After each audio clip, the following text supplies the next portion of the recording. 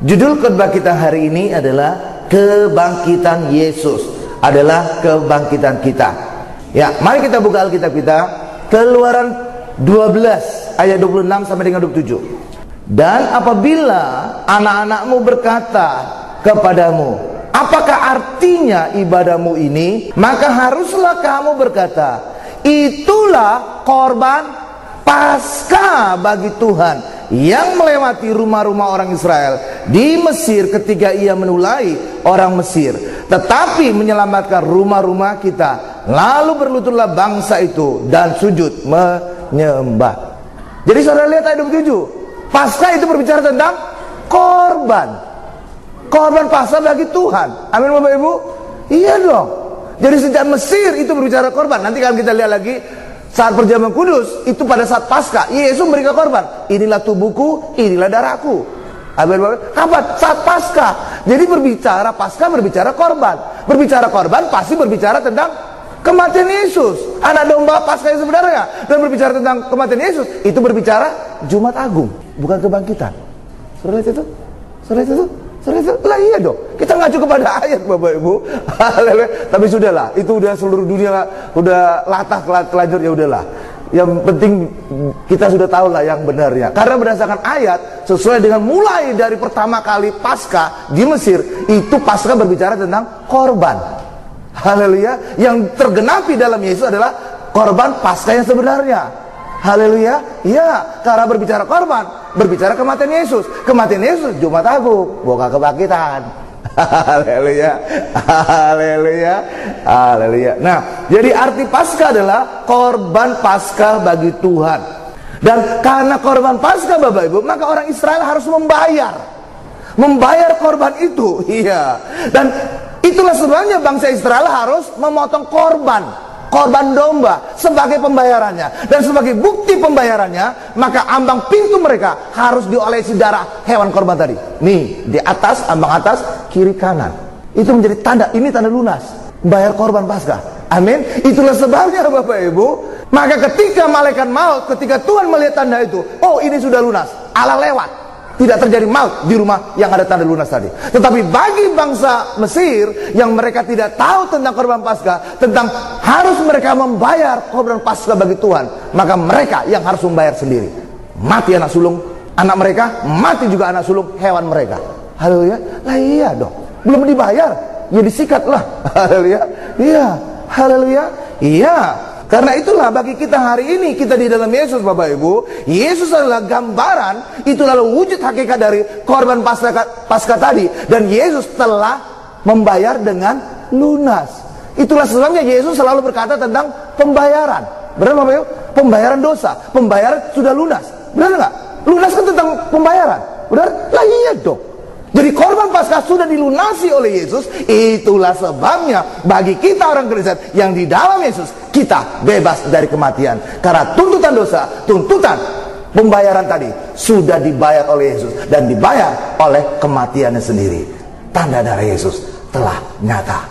Amin. Itulah sebabnya bagi kita dalam Yesus, saudara tidak mengalami maut lagi, karena Yesus telah membayar lunas segala tuntutan Paskah. Berikan untuk kemuliaan luar biasa begitu Yesus. Haleluya. Haleluya. Nah, apa hasil dari Paskah di Mesir Bapak Ibu? Hasil Paskah dari Mesir ada 3. Pertama adalah mereka bebas dari kematian anak sulung. Benar ya Bapak Ibu ya? Itu hasil pertama. Yang kedua adalah mereka keluar dari perbudakan di Mesir. Orang Mesir jadi takut kepada orang Israel. Keluarkan mereka, nanti mati kita semua. Haleluya.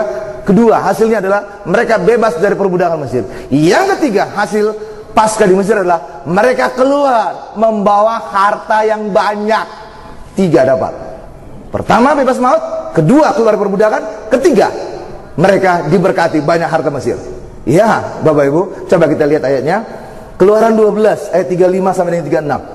Dan hari ini kita terima Paskah yang sebenarnya dalam Yesus. Kita terima saat perjamuan kudus. Maka harusnya saudara harus punya iman. Dan harusnya saudara alami, kita mengalami 3 berkat tadi, bahkan lebih besar lagi. Haha, iya dong. Mereka itu bayangan, kita hakikat. Yesus harusnya loh lebih banyak, lebih besar, lebih luar biasa. Keluaran 12 ayat 35 sampai 36. Orang Israel melakukan juga seperti kata Musa. Mereka meminta dari orang Mesir barang-barang emas dan perak serta kain-kain. Ayat 36. Dan Tuhan membuat orang Mesir bermurah hati terhadap bangsa itu sehingga memenuhi permintaan mereka. Demikianlah mereka merampasi orang Mesir itu. Ini adalah sebelum mereka keluar dari Mesir, Bapak Ibu. Jadi mereka mendapatkan banyak harta benda Mesir. Oh, itulah sebabnya keluar dari Mesir. Mereka budak kaya raya ini. Haleluya, kaya raya keluar dari Mesir. Itulah sebabnya saking kaya rayanya mereka di Gunung Sinai sampai mereka bisa membuat patung lembu emas. Kalau enggak dari mana tuh emas itu? Kenapa, Bu? Lah itu dari penjarahan orang Mesir. Haleluya, kaya mereka. Kalau cincin mungkin semua jarinya ada cincinnya sampai keberatan gini. Haleluya, Bapak Ibu. Kalungnya juga kalung kapal barangkali. Ya, rantai kapal. Amin. Lah iya dong, harta benda Mesir. Saudara jangan bayangkan Mesir seperti sekarang, Bapak Ibu ya. Ya, zaman dulu Mesir adalah negara superpower seperti Amerika sekarang inilah, kira-kira. Karena itulah kalau ada perang-perang atau apa, umumnya orang mengacu kepada Mesir, minta bantuan Mesir, melarikan diri ke Mesir. Karena itu acuannya dulu. Itu negara hebat dulu. Haleluya. Iya. Iya. Sampai sekarang aja masih ada pertinggalnya, Bapak Ibu. Iya, piramid itu kan luar biasa itu. Itu kan zaman dulu itu. Udah bisa mereka buat itu. Kan luar biasa. Sampai ada istilah joke atau apapun itu dari mantan wapres. Iya, orang Mesir itu hidup dibiayai oleh masa lalunya. Maksudnya apa? Iya, mereka dibiayai oleh pariwisata masa lalunya. Pariwisata piramid, pariwisata Sphinx, itu kan buatan masa lalu. Tapi hidup mereka sekarang dibiayai oleh hari itu. Iya, karena luar biasa. Apalagi zaman dulu masih jaya. Wes, sekarang aja masih dibiayai oleh masa lalunya. Masih bisa, apalagi zaman dulu. Wow. Dan itu yang dirampas, itu yang diambil oleh orang Israel ketika keluar dari tanah Mesir. Itulah sebabnya mereka sebenarnya kaya raya. Jadi ada 3 berkata dia, Bapak Ibu ya. Pertama, mereka bebas dari maut, kematian dan sulung ya. Yang kedua, mereka bebas dari perbudakan bangsa Mesir. Yang ketiga, mereka dapat banyak harta benda. Benar?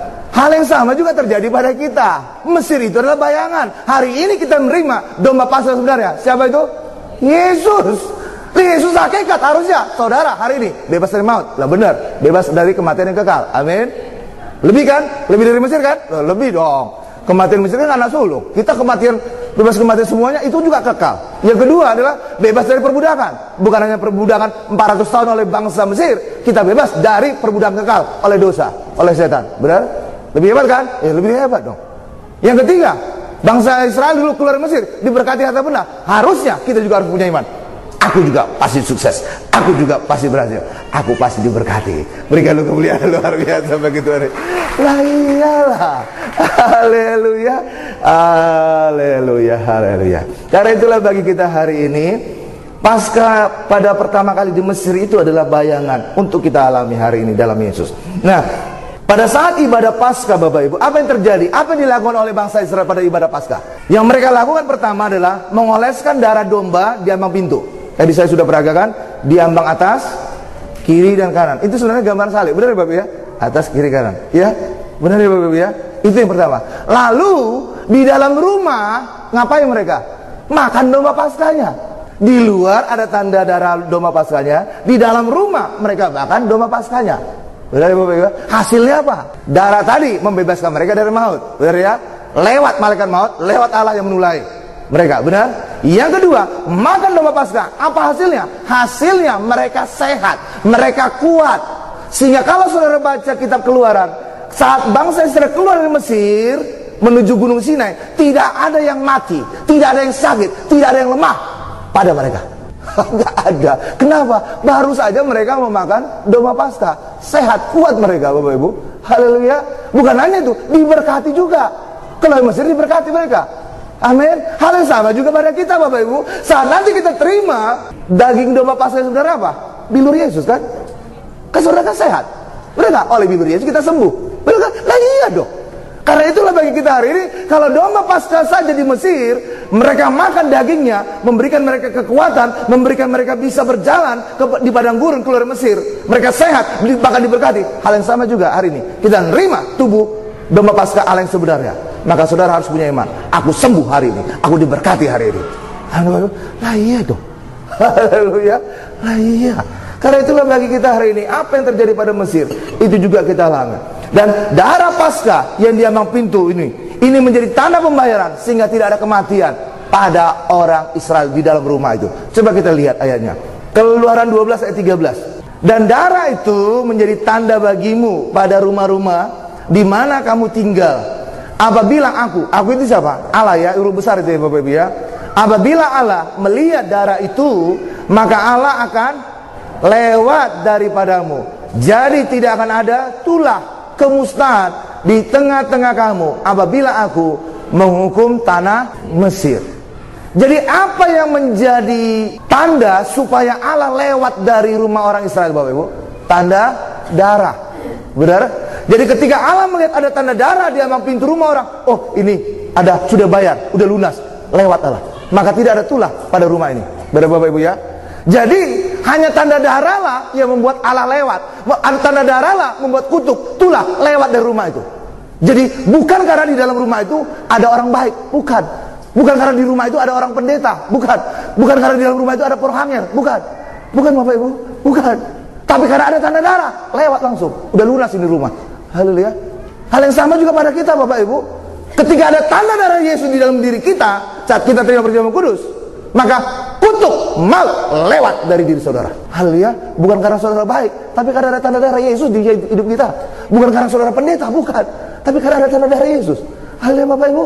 Lah iya dong. Kalau di Mesir saja tanda hewan, darah hewan bisa melewatkan maut, apalagi hari ini lebih dahsyat lagi. Tanda darah Yesus. Wih, dahsyat itu. Haleluya Bapak Ibu. Iya, karena itulah bagi kita hari ini. Hari ini Bapak Ibu, hari ini Paskah di Mesir membuat orang Israel mengalami 3 berkat. Pertama adalah mereka bebas dari maut. Kedua adalah mereka bebas dari perbudakan Mesir. Yang ketiga mereka diberkati. Hal yang lebih dahsyat hari ini kita terima dari domba Paskah sebenarnya, Yesus Kristus. Maka hari ini saudara juga harus punya iman. Aku hari ini bebas dari maut yang kekal. Aku hari ini bebas perbudakan dosa yang kekal. Aku hari ini diberkati secara luar biasa. Berikan luar biasa kemuliaan bagi Tuhan Yesus. Haleluya. Sekarang kita masuk pada bagian kedua. Kita akan lihat bahwa kembali Paskah itu ngomong tentang korban. Dan korbannya adalah Yesus memberikan tubuhnya, Yesus memberikan darahnya saat perjamuan kudus. Dan saat itu adalah saat Paskah. Kita masuk pada bagian kedua, Lukas 22 ayat 14 sampai dengan 20. Ketika tiba saatnya, Yesus duduk makan bersama-sama dengan rasul-rasulnya. Berarti 12 muridnya Bapak Ibu ya. Katanya kepada mereka, aku sangat rindu makan Paskah ini. Saat itu udah mau makan makan Paskah Bapak Ibu. Coba saudara lihat judul di Alkitab saudara, apa judul perikopnya? Itu kan lagi persiapan Paskah itu. Perjamuan kudus, benar nggak Bapak Ibu? Iya. Coba kita lihat lagi ya, lanjutan ya. Ya. Aku sangat rindu makan Paskah ini bersama-sama dengan kamu sebelum aku menderita. Jadi pada saat itu adalah saat Paskah. Benar Bapak Ibu ya? Lalu apa yang terjadi pada saat Paskah itu? Kita lanjutkan. Ya, sebab aku berkata kepadamu, aku tidak akan memakannya lagi sampai ia beroleh kegenapannya dalam kerajaan Allah. Kemudian ia, siapa ia nih? Yesus. Yesus mengambil sebuah cawan, mengucap syukur, lalu berkata, ambillah ini, bagikanlah di antara kamu. Sebab aku berkata kepada kamu, mulai dari sekarang ini aku tidak akan minum lagi hasil pokok anggur sampai kerajaan Allah telah datang. Ayat 19, ini masuk perjamuan kudus. Jadi pada saat Paskah itu ada perjamuan kudus. Ya, ayat 19 sampai 20. Itu tentang perjamuan kudus. Saya akan bacakan. Lalu Yesus mengambil roti, mengucap syukur, memecah-mecahkannya dan memberikannya kepada mereka. Katanya, inilah tubuhku yang diserahkan bagi kamu. Perbuatlah ini menjadi peringatan akan aku. Jadi Yesus pada saat itu memberikan tubuhnya kepada murid-muridnya. Benar? Berarti Yesus mengorbankan tubuhnya pada saat Paskah. Benar? Itu saat itu Paskah. Pada saat perjamuan Paskah, Yesus mengadakan perjamuan kudus pada saat itu juga. Oke? Ayat 20-nya ini tentang darahnya. Demikian juga dibuatnya dengan cawan sesudah makan. Yesus berkata, cawan ini adalah perjanjian baru oleh darahku yang ditumpahkan bagi kamu. Pada saat ini juga Yesus mengorbankan darahnya. Pada saat Paskah, Bapak Ibu. Artinya apa? Paskah itu berbicara tentang korban. Pada masa perjanjian lama, keluaran bangsa Israel, itu korbannya hewan. Hewan Paskah. Amin, Bapak Ibu. Pada saat Paskah, saat Yesus perjamuan kudus, Yesus memberikan korban apanya? Dirinya. Inilah tubuhku, makanlah. Inilah darahku, minumlah. Benar? Itu kan ngomong korban. Benar kan, Bapak Ibu? Nah iya dong. Karena itu Paskah ngomong korban. Kalau ngomong korban apa? Ya Jumat Agung. Haleluya, Bapak Ibu. Lah iya dong. Haleluya. Lah iya. Karena ya, tapi sudah terlanjur ya, gimana? Udah seluruh dunia gitu, Bapak Ibu. Udah ya, minimal saudara inilah memahami kebenarannya. Benar, Bapak Ibu? Bukan kata saya, kata ayat ini. Amin. Amin. Ada ayatnya kan? Ayat. Bukan kata saya, kata ayat.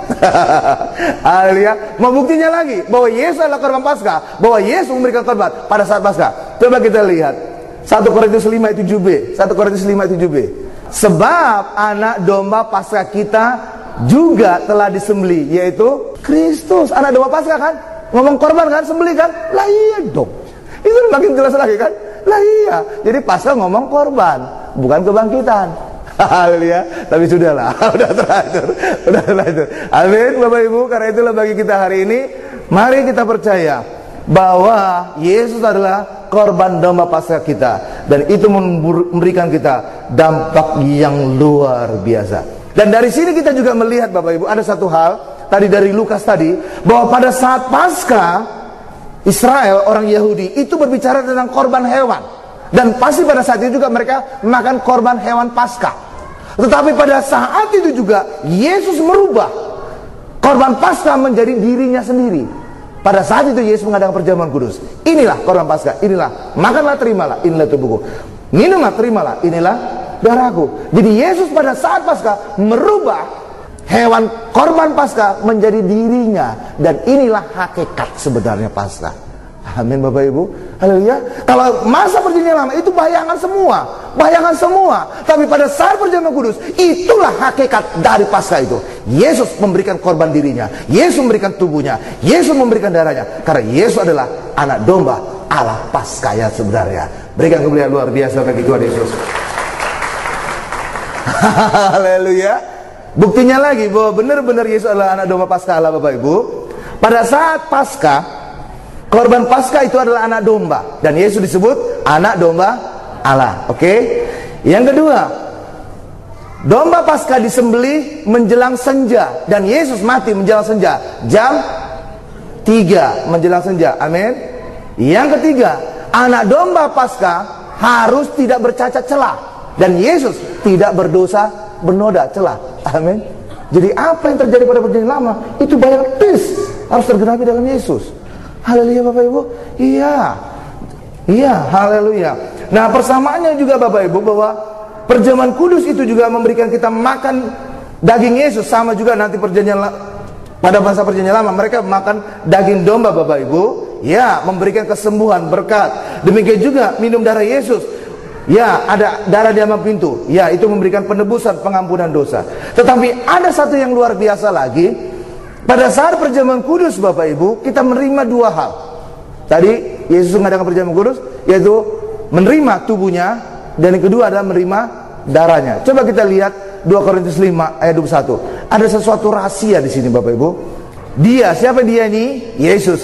Yesus yang tidak mengenal dosa dibuat berdosa menjadi dosa karena kita. Jadi karena dosa kita, supaya dalam Yesus kita dibenarkan oleh Allah. Saya sudah pernah menjelaskan juga di tempat ini, tetapi terus Tuhan menambahkan maknanya bagi kita. Ya, misalkan ini adalah air mineral yang pertama, ini adalah manusia berdosa, Bapak Ibu. Manusia sangat banyak dosanya, sehingga saking banyaknya disebut merah seperti kirmisi. Misalkan inilah merah seperti kirmisi. Oke, Bapak Ibu ya. Lalu yang di kanan ini adalah Yesus. Yesus penuh dengan kebenaran, bukan hanya penuh dengan kebenaran, Yesus sendiri adalah kebenaran itu. Karena Yesus berkata, akulah jalan, kebenaran, dan hidup. Misalkan kebenaran itu adalah ini, pot minyak urapan. Oke. Berdasarkan ayat yang barusan kita baca, 2 Korintus 5:21, dan itu terjadi di atas kayu salib, Bapak Ibu. Awalnya terjadi begini, kondisinya gini, manusia penuh dengan dosa, tidak mengenal kebenaran. Yesus penuh dengan kebenaran, tidak mengenal dosa. Tetapi di atas kayu salib kondisinya berubah. Apa yang terjadi? 2 Korintus 5 ayat 21 tadi terjadi. Yesus yang tidak mengenal dosa dibuat berdosa karena kita, karena dosa kita. Ini dia, dosa kita pindah kepada Yesus. Sebaliknya, dari Yesus mengalir kebenaran Allah kepada kita. Nah, ini dia. Oke, Bapak Ibu. Oke, sekarang yang berdosa siapa? Yesus. Itulah sebabnya Yesus yang mati di atas kayu salib, bukan kita. Amin, Bapak. Karena salib adalah hukuman dosa. Benar, Bapak Ibu? Yesus kan berdosa sekarang, bukan karena dosa Yesus sendiri, tapi dibuat berdosa, nanggung dosa kita. Amin, Bapak Ibu, jangan salah itu. Amin. Yesus sendiri awalnya nggak berdosa, cuma dibuat berdosa. Itu ayat tadi, bukan kata saya, kata ayat. Dibuat berdosa. Awalnya nggak berdosa, benar Bapak Ibu ya? Dibuat berdosa. Haleluya. Kita yang nggak benar dibuat benar. Ini deh, lainnya lagi. Haleluya, dia benar. Dan ini terjadi di atas kayu salib. Itulah sebabnya Yesus yang mati di atas kayu salib, Bapak Ibu. Sehingga Yesus harus berseru-seru, Eloi, Eloi, lama sabachthani. Allahku, Allahku, mengapa engkau meninggalkan aku? Oh jelas, Bapa di surga meninggalkan Yesus karena pada saat itu Yesus berlumuran dosa, sedangkan Bapa kudus. Kekudusan nggak mungkin bersatu dengan dosa. Maka Allah Bapa meninggalkan Yesus pergi kepada manusia yang pada detik yang sama berlumuran kebenaran. Haleluya. Itulah sebabnya hanya lewat karya salib Yesuslah kita bisa bersekutu dengan Bapa. Amin, Bapak Ibu. Oke, itu satu hal. Oke, itu yang saya pernah juga jelaskan di tempat ini. Saudara tahu bahwa perpindahan dosa ini kepada Yesus, saudara tahu terjadi kapan? Pada saat kita menerima darah Yesus. Pada saat kita menerima darah Yesus, pada saat itulah darah Yesus menanggung, membersihkan dosa kita. Zup, sebagai pengampunan dosa. Tapi saya yang katakan kepada saudara, ketika Yesus menanggung dosa kita, pada saat kita terima darah Yesus, dosa itu tidak akan bisa hilang begitu saja, tapi harus berpindah ke suatu tempat, dan itulah pindah kepada Yesus. Jadi pada saat kita terima darah Yesus, maka dosa kita dibasuh dari kita, benar. Tetapi dosa itu tidak hilang begitu saja, harus menjalani hukumannya, dan itu dijalani oleh Yesus. Dosa itu pindah kepada Yesus. Amin. Tapi pada saat perjamuan kudus, kita bukan hanya menerima darah Yesus. Menerima apa Bapak Ibu? Tubuh Yesus juga. Benar gak? Saat perjamuan kudus kita menerima darah Yesus dan pada saat terima tubuh Yesus, itulah kita menerima kebenaran Allah. Haleluya. Jadi pada saat perjamuan kudus, kita menerima darah Yesus, dosa kita dibasuh, pindah kepada Yesus. Ini dia. Tapi pada saat kita terima tubuh Yesus, pada saat itu kebenaran Allah pindah pada kita. Haleluya. Haleluya. Saudara nangkap ini? Karena perjamuan kudus kita terima dua hal kan? Darah dan tubuh. Benar? Benar. Itulah sebabnya ketika kita terima tubuh Yesus, kita beroleh kebenaran ini. Apa yang terjadi? Matius 6 ayat 33 terjadi. Maka semuanya ditambahkan. Kita ditambahkan kesembuhan, kita ditambahkan kekuatan, kita ditambahkan kesehatan, kita ditambahkan berkat. Terima tubuh Yesus saat di Mesir dulu. Mereka sehat kuat, mereka juga diberkati. Harta benda Mesir. Hal yang sama juga terjadi pada kita. Ketika ada kebenaran ini, maka kita pasti sembuh. Oleh bilurnya kita sembuh. Bahkan juga kita diberkati. Haleluya. Nangkal sejauh ini dalam Bapak. Dalam itu. Haleluya.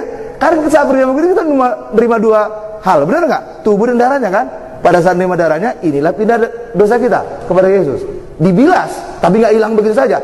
Pindah kepada Yesus. Tetapi kebenaran Allah pindah. Itu pada saat kita terima tubuh Yesus. Haleluya Bapak Ibu. Itulah sebabnya pada saat kita terima perjamuan kudus, komplit kita alami berkat Allah. Karena itulah pada saat terima perjamuan kudus, nggak boleh salah satu. Hilang nanti salah satu. Haleluya. Kalau seandainya saudara tidak menerima tubuh Yesus, apa yang terjadi? Dosa saudara diampuni, benar, tapi saudara tidak menerima kebenaran. Kalau saudara tidak menerima kebenaran, apa yang terjadi? Saudara tidak mendapatkan berkat, saudara tidak mendapatkan kesembuhan. Ini dia. Haleluya Bapak Ibu. Dosa memang diampuni, benar, tapi saudara nggak dapat kesembuhan, saudara tidak dapat berkat.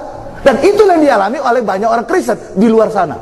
Mereka tahu dosa mereka diampuni oleh Yesus, tapi mereka tidak menerima kebenaran dari Allah. Itulah sebabnya mereka berkata, ketika ada perjamuan kudus, ketika ada mujizat, oh itu sesat.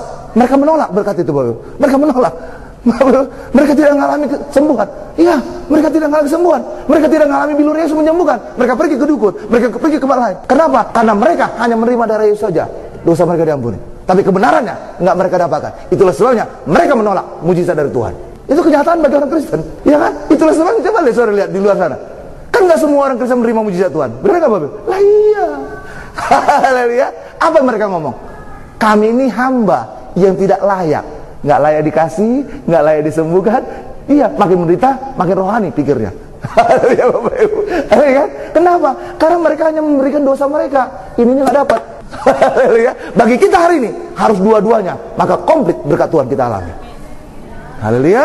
Kita dosa kita diampuni dan kita ngalami kesembuhan, kita ngalami diberkati, kita ngalami dapat banyak naik pangkat, dapat gaji, hidup mewah, itu kita dapatkan dalam hidup. Berikan kemuliaan luar biasa bagi Tuhan Yesus.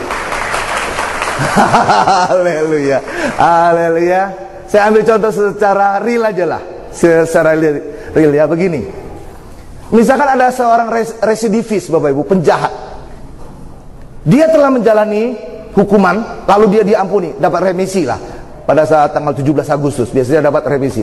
Amin. Ya, dia keluar penjara, sudah diampuni, keluar penjara. Benar Bapak Ibu? Artinya apa? Dosa kesalahannya sudah selesai urusan. Benar? Tetapi ketika dia keluar penjara, dia tidak mengalami rehabilitasi. Dia tidak mengalami kebenaran ini. Apa yang terjadi Bapak Ibu? Maka pikiran orang ketika melihat orang itu, wah dia itu baru keluar penjara, oh dia itu penjahat, oh itu dia berbahaya, nyari kerja jangan terima, berbahaya nih penjahat ini. Amin Bapak Ibu. Maka dia tidak akan mengalami berkat, nggak mengalami dapat pekerjaan, dia nggak mengalami banyak hal. Kenapa? Pembenaran belum dia alami. Hanya pengampunan kesalahannya aja dia alami, pembenarannya belum, rehabilitasinya belum. Haleluya. Hal yang sama juga bagi kita secara kerohanian. Bukankah kita penjahat secara dosa? Benar Bapak Ibu? Banyak orang Kristen hanya dosanya saja diampuni, tapi rehabilitasinya belum. Makanya berkat dia tolak terus, nggak pernah dia dapat berkat. Haleluya Bapak Ibu, dia tolak terus. Karena nangkap sampai sejauh ini, nangkap itu yang terjadi. Haleluya.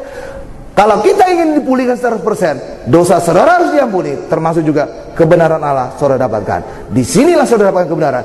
Dapat kebenaran, Matius 6 ayat 33 saudara dapatkan. Semua ditambahkan, kesembuhan, berkat, kuasa ditambah. Bahkan juga Yohanes 8 ayat 32, kebenaran itu akan memerdekakan saudara. Saudara bebas dari kutuk, bebas dari maut, bebas dari bangkrut, bebas dari resesi. Saudara berkemenangan. Berikan kemuliaan luar biasa bagi Tuhan Yesus. Sejauh ini saudara bisa mengikuti? Amin. Ada siap? Iya. Jadi kita orang Kristen jangan hanya menerima darah Yesus, nggak komplit itu. Hari ini juga dapat, supaya saudara diberkati, supaya saudara disembuhkan. Amin. Iya. Banyak orang Kristen cuma ini doang.